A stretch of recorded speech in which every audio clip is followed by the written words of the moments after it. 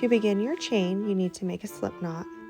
You're going to wrap the yarn around your fingers, make an X, insert your hook, grab that top piece of yarn, pull it through, slip the yarn off your fingers, pull it gently, and make it snug around your hook but not too tight. You're going to make some tension on your finger there, yarn over and pull through, yarn over and pull through,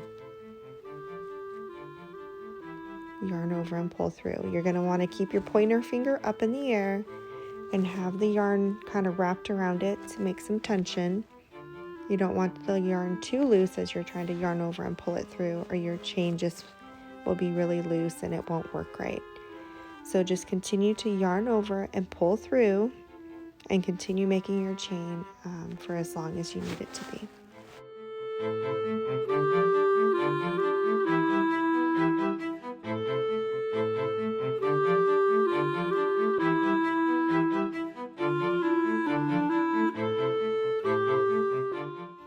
Once we're done chaining, you're going to single crochet into that second chain from the hook.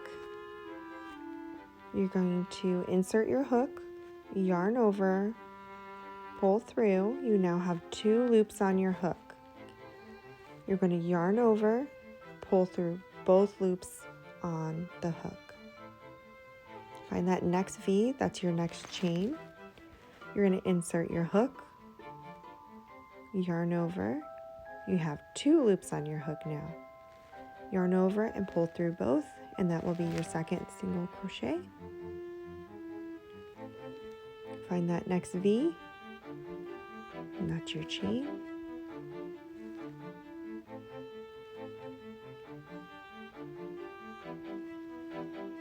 There you go. You're going to have the 2 loops, pull through both.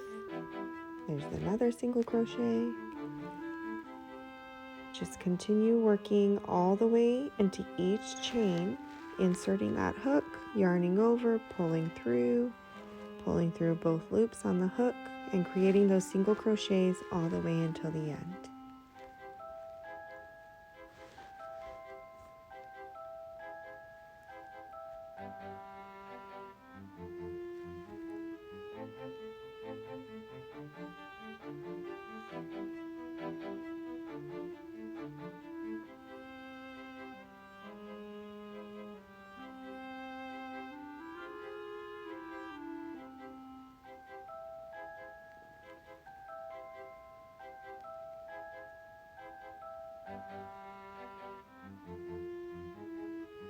This is our last one of this row.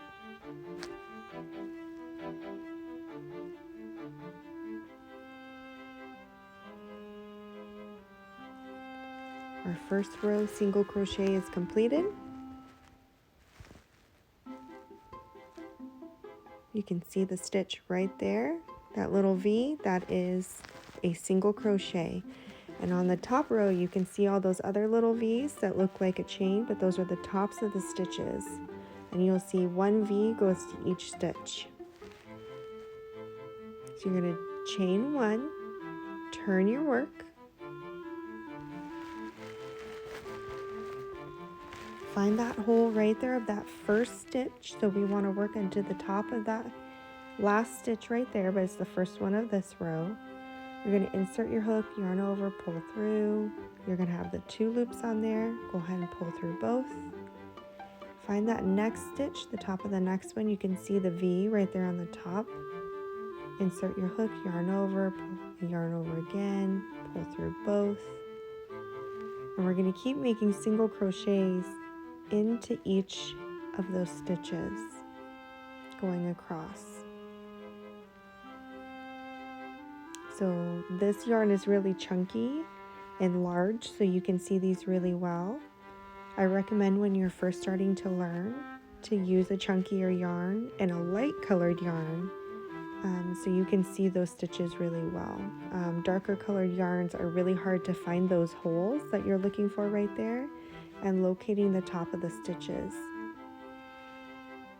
You can always count your stitches as well, so whatever number you started with, make sure the second row that you have that same amount as well. So for every stitch you had in that first row, you should have a stitch in the top as you're going across the top of these stitches as well. So if you had 10 stitches to start with, you should have 10 going across the second row as well. And this little end one down here, make sure you don't forget him. You can see the V right there on the top. And there you go. So that is the end of the second row.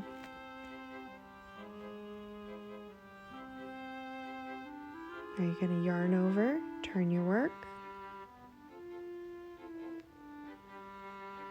Keep that tension with your finger pointing up in the air. Find that next top of the stitch.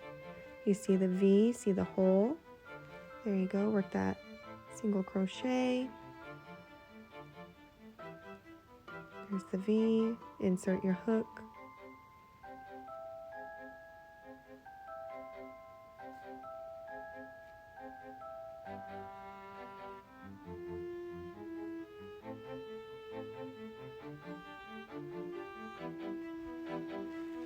Continue to work across this row, inserting your hook, yarning over, pulling through, yarning over, pulling through 2, and making those single crochets.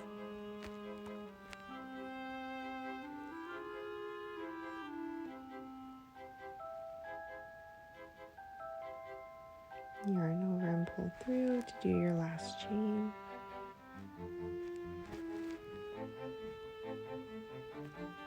And that is 3 rows of single crochet. Thanks for watching.